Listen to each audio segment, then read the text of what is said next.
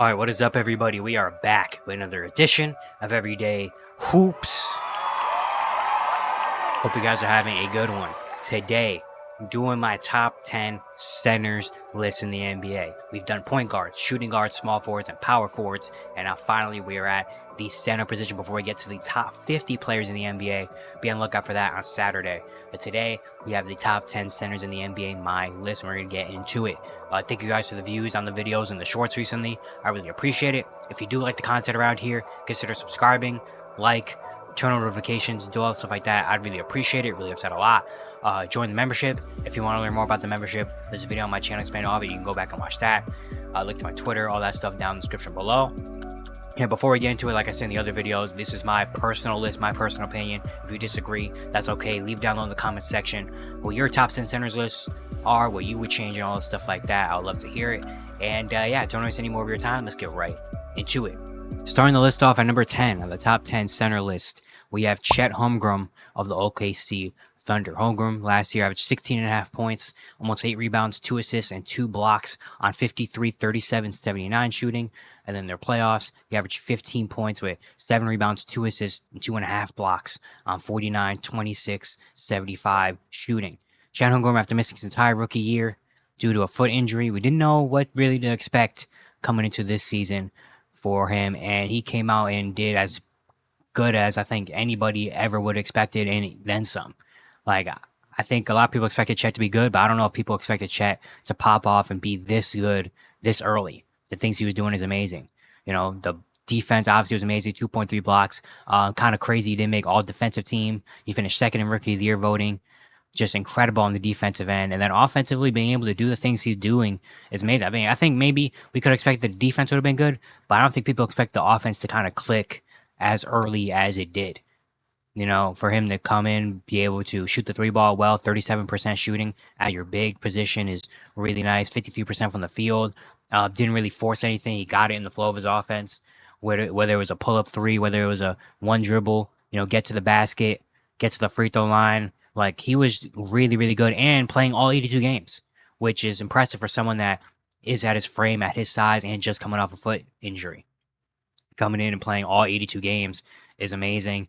And he's only 21 years old right now. We know how good 22 years old actually now. We know how good he's going to be. And just seeing him come out and play like this in his rookie season, the sky's the limit, really, for him to be one of the best bigs in the league, especially one of the best two-way bigs. If he can continue to protect the paint and play defense the way he has, and then offense, he can continue to grow and keep continuing to shoot the 3-ball well and continue to add to his game on the offensive end. I mean, the guy is going to be so impactful. Maybe he won't have the crazy, because he's probably not as great statistically as a lot of other guys that didn't make the list, or a lot of other guys on the list. But when it comes to impacting the game and when it comes to winning, he is shown already in one season that he is a huge factor. Like, he was the key, a big factor to OKC being this good last season and them being a contender next year, is because of Chet Holmgren. It's a big key to that. So just when it comes to winning and impacting the game, Chet Holmgren is already one of the best bigs at it. At number 9 on the top 10 center list, we have Jaren Jackson Jr. of the Memphis Grizzlies. Triple J last year averaged 22.5 points, 5.5 rebounds, 2 assists, a steal, and a block on 44, 32, 80 shooting splits. Very impressed with Jaren last year, despite a year where the Memphis Grizzlies had a lot of injuries and finished as one of the worst teams in the league because of a lot of different things. Jaren Jackson, he first of all played 66 games, which is very impressive, especially on a bad team. He was there and playing, but also being the number one option. He was the number one option for most of the second half of the season when Desmond Bane got hurt, and he actually did a pretty good job in it. I mean, 22.5 points is by far a career high in assists as well, with 2.3 assists. He took over 17.5 shots per game, 5.5 threes per game. Career high free throw attempts, 6.3 attempts. He had the ball in his hands a lot more and was looking actually really good at it. Like, I was really impressed with the way he was able to get his own shot. We never really seen him in the opportunity where, he had to get his own shot because he plays with John Morant and Desmond Bane, that make things so much easier where he doesn't have to be the number one creating everything. But when he was in that last year, he looked pretty good, better than I expected. where he was able to, get it off the dribble, get to the rim, create for himself on a jumper. And it was really, really nice to see. And we already know about his defense. I mean, we're on Defense Player of the Year in 2023. We already know about that. But if you can add that offensive game too, it's really, really good to see. Now, back next season, when Ja and Bane are back, he's not going to have this many shot attempts, and the stats are probably going to go down. But now that he already has shown he can do this, if he can have this type of confidence going to next year, where the Grizzlies can rely on him maybe once in a while to create for himself, and now he's another even bigger weapon than he already was. It just makes his Grizzlies team even more dangerous. So I was very impressed with Jaren last year. At number 8 on the top 10 center list, we have Rudy Gobert of the Minnesota Timberwolves. Rudy last season averaged 14 points, 13 rebounds, and assists, and 2 blocks on 66-63 shooting. And then the playoffs, he averaged 12 points, 9 rebounds, and assists, and a block on 61-67 shooting. Gobert, Defensive Player of the Year for the 4th year last season. All defensive first team, obviously. And yeah, had a really solid regular season. 14 and 13, those are pretty solid numbers. 482 blocks per game, as usual. 66% of the field, as usual. Playoffs and numbers definitely did dip. He has some moments in the playoffs that didn't look as amazing. And of course, Rudy Gobert for the last couple years, ever since the Jazz were good, ever since he started winning Defensive Player of the Year, obviously, he's always been one of the more polarizing players in a sense of what fans think of him.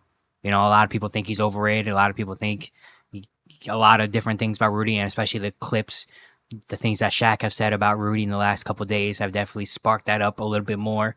But at the end of the day, Rudy Gobert is one of the best defensive big men and probably the best defensive center we have in the NBA. You can't take that away from him. Even though there's a lot of... He is that. You don't win 4 Defensive Player of the Year just out of luck or out of just whatever. You have to have skill for that, and he does that. He's there to play. He plays games. 76 games last year as well is really, really good. That's the most since 2019. He plays. He defends well. He buys into his role and just does his thing. At the end of the day, that's what he does. Now, he does leave a lot to be desired on the offensive end. He's not a guy that you can give it down low to and, have him make a move. You kind of have to really spoon feed him the ball to get an easy dunk. Yes, that is true. And defensively, has his defense translated to the playoffs? Not amazingly, but counterpoint to that as well, most of the time it's just because of the perimeter. The perimeter defense is what a lot of people talk about Rudy Gobert. And when you think about it, yeah, obviously he's not going to be good guarding on the perimeter. How many 7'1", 250-pound bigs can move their feet on the perimeter alone? Especially if you're guarding against some of the best players like Luka Doncic or like a Paul George or whatever, or Steph Curry. How many 7'1", 250-pound guys are doing that? Guys that can do that are an anomaly of some sorts. There's only very few select people in NBA history that can do that. So why should I fault Rudy Gobert for not being able to guard on the perimeter when that's not his job? His job is to protect the paint. And when it comes to protecting the paint, he's the best in the league at doing that. Right now, at least. For the last couple of years, he has been that. So why would I fault Rudy for doing that? Now, the only fault you can really give is, the offensive end. You can give a little bit more. Has he had playoff success as a team? No, but in the regular season, at least he's always had successful teams in the regular season. At least he's always had successful teams in the regular season that are always top seeds. And the Utah Jazz aren't number 1 seeds on those years without Rudy Gobert. The Minnesota Timberwolves right now aren't as good as they are right now without Rudy Gobert. The Timberwolves are not the Timberwolves we think now if Rudy Gobert is not on the team. So he makes an impact in a big way. At number 7 on the top 10 center list, we have Victor Wembanyama of the San Antonio Spurs. Wemby last year averaged 21 points, 10 rebounds, almost 4 assists, a steal, and over 3.5 blocks on 46, 32, 79 shooting. What a historic rookie year for Victor Wembanyama. One rookie of the year, no doubt. All defensive first team, finished second in DPOY, led the league in blocks, was just absolutely phenomenal. I don't think we expected Wemby to have this type of impact and be this good this early. We expect him to have a good rookie year, but I think this is even more than what we expected from him. He was doing so many things that we didn't expect him to be able to get comfortable with doing right away. From scoring naturally and easy to rebounding to defensively, how great he's been doing, not even just blocking shots, but just being a pest on the interior, moving his feet well on the perimeter, getting steals, passing the ball. His IQ was really good. The shooting, the comfortability of shooting from three, the comfortability of pulling up from three, the comfortability on making drill moves and doing sham gods and stuff, like, just looks so easy and comfortable already as a 20-year-old rookie last year in the NBA. And he's still only 20. He won't be 21 until like halfway through next season, which is scary. So it's just amazing that Wemby is already kind of a star and already kind of is doing this at this point. I mean, if he doesn't make an All-Star team next year, it's going to be kind of a disappointment, which is crazy to say about someone that's 21 years old that's going into his second season. That if he doesn't make an All-Star team next year, it's going to be kind of surprising in a sense. But that's just how great he is. He's so great. He literally has the tools and skill set to be the best in the league if he really wants to. And I have no doubt in my mind that he's going to be a future star, that he's going to come out and have a really big year next year.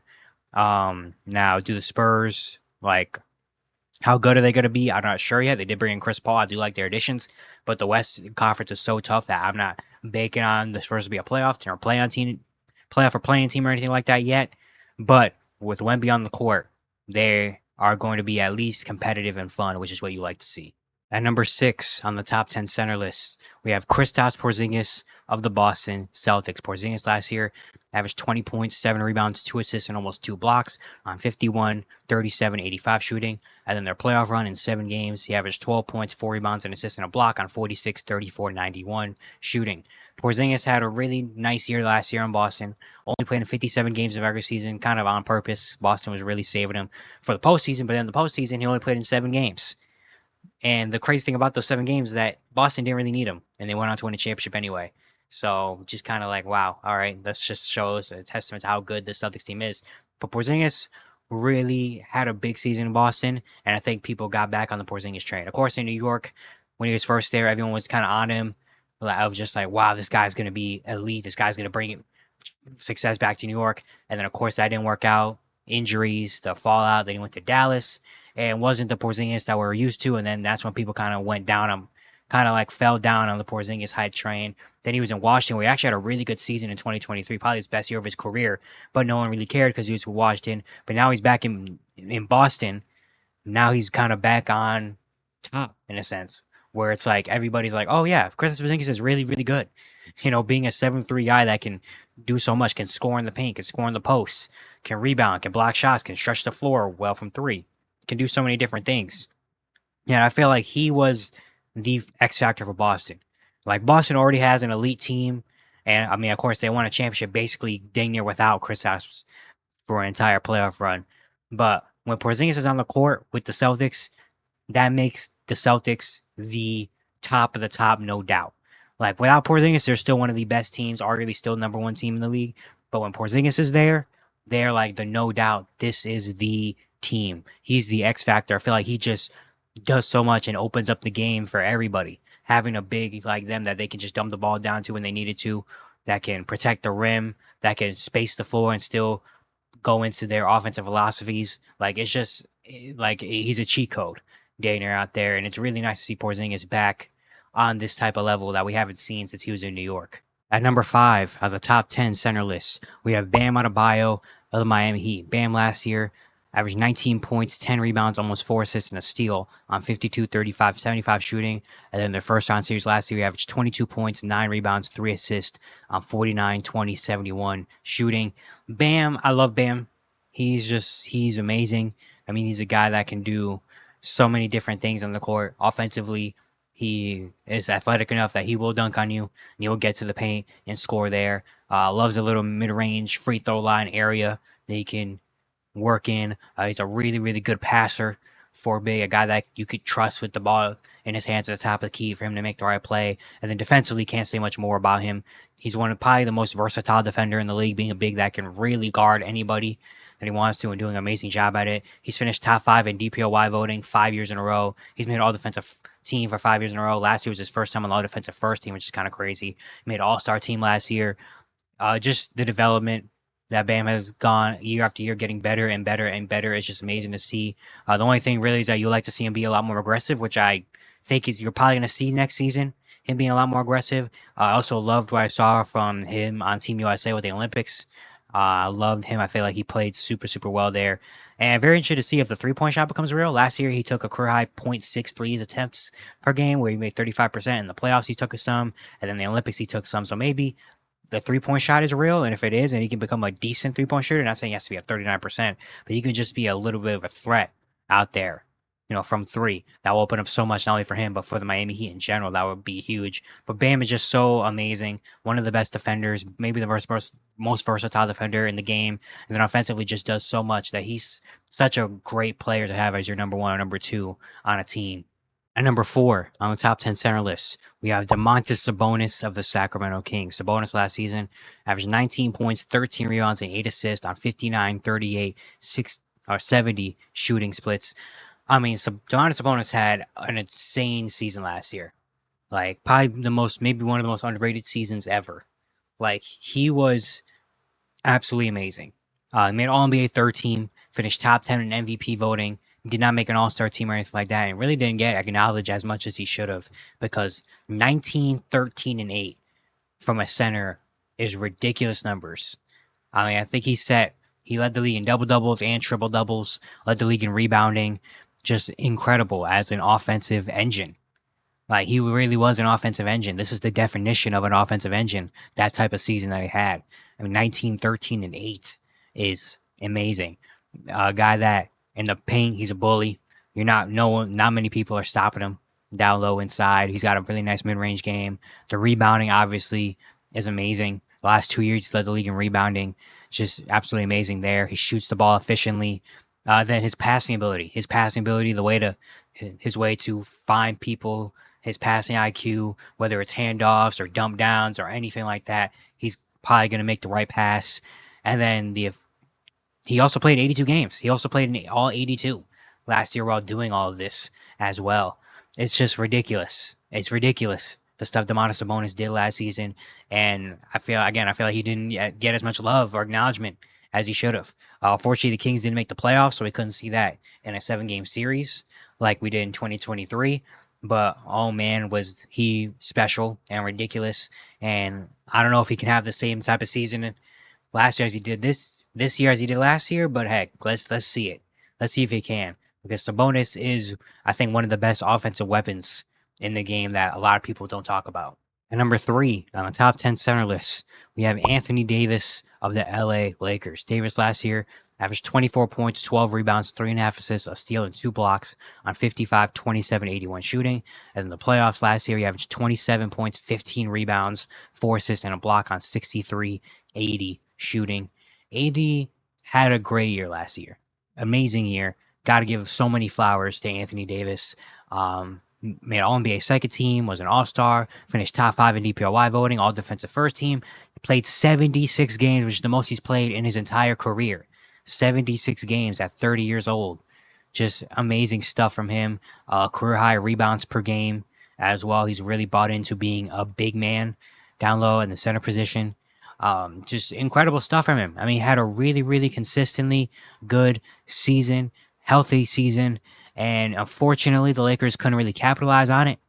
Really, unfortunately, Lakers couldn't really capitalize on it. They did make the playoffs, but didn't really do anything substantial. And their playoff series is pretty nice as well. 27 and 15 and 4 on 63% shooting is pretty good for a playoff series. But yeah, just got to give a whole lot of respect and flowers to AD after he's been bashed by the media ever since he got to LA. It feels like ever since that championship in 2020, he's just been getting bashed and bashed and bashed by so many different things. And now it's like, what really more can you say to him?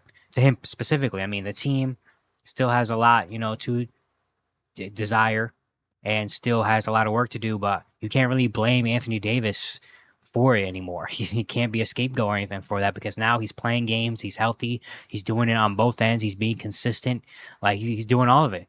So you can't really blame AD anymore. I mean, the stuff he can do on both ends, offense and defense, one of the best two-way players in the game that we have, and just love this for AD, for him to have a year like he did last year. Unfortunately, again, the Lakers couldn't capitalize on it. It turned into a long-term success, but still got to give a lot of flowers to AD. At number 2 on the top 10 center list, we have Joel Embiid of the Philadelphia 76ers. Embiid last season averaged 34 points, 11 rebounds, 5 assists, a steal and a block on 53, 38, 88 shooting. And then the playoffs last year, he averaged 33 points, 10 rebounds, 5 assists, a steal, and 1.5 blocks on 44, 33, 86 shooting. Embiid was on track. He was going to win his second MVP in a row, before injuries. He only played in 39 games last year, which is the least amount of games he's played since 2017, his rookie season.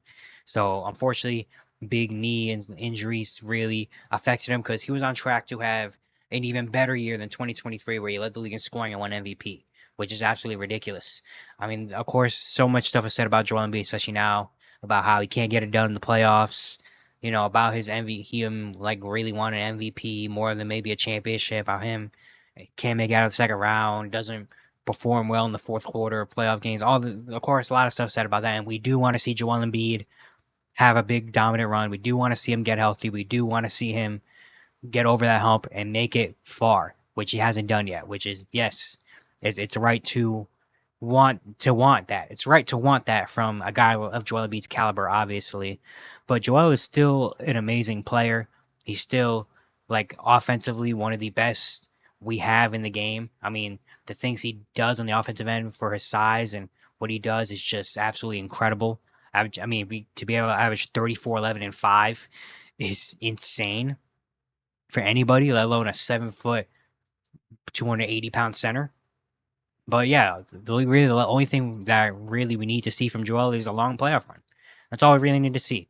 Once he has that one long playoff run when he gets to the finals or gets to the conference finals, I think all of that will be kind of finally hushed a little bit. So that's all he really has to do. Just come out, have a good playoff run, and healthy playoff run, and I think we'll be fine. And finally, at number 1, top 10 center listed, best center in the game, we have Nikola Jokic of the Denver Nuggets. Jokic last year averaged 26 points, 12 rebounds, 9 assists, and a steal on 58, 36, 81 shooting. And in the playoffs, he averaged 28 points, 13 rebounds, 8 assists, and a steal on 54, 26, 90 shooting. Won his third MVP in the last 4 years, made All-NBA first team, All-Star, finished top 5 in clutch player of the year. Another year from Nikola Jokic, just doing his thing. There's not really much more to say about Jokic. I mean, he's arguably the best player in the world still, arguably the best player in the NBA, one of the best players we've seen in the league. Like, we know this. We know this about Nikola Jokic. He just is like that. Now, they did have a unfortunate end to the playoffs last year, and they definitely are going to have a little bit of a harder time without KCP and have to rely more on the young guys. But they're still a team that you have to worry about and you have to take seriously as championship contenders, because as long as they have Nikola Jokic, they're going to have a chance to win games. As long as Nikola Jokic is out there on the court, you have a pretty nice chance of winning. I mean, I don't really have to explain his game. He does everything that you need. We know what he does. We know what he does. And from what he does, we know why every time he's on the court, you're going to have a chance to win, because of just how incredible he is at basketball, really. Will he win his 4th MVP in the last 5 years? I don't really know, but he might do it. Who knows? We'll see. I wouldn't bet on it, but I can't be surprised if he does do it again, because it's just Nikola Jokic, and that's just what he does. All right, and that's going to be it for today. Hope you guys enjoyed. Like I said earlier, if you want to leave down low in the comments section who your top 10 centers list, what your personal list would be, what you would change, feel free to. Once again, if you do like the content around here, consider subscribing, turn on notifications, do all stuff like that. I'd really appreciate it. Really upset a lot. Be on the lookout for the top 50 players in the league video coming out on Saturday. And yeah, I'll see you guys tomorrow.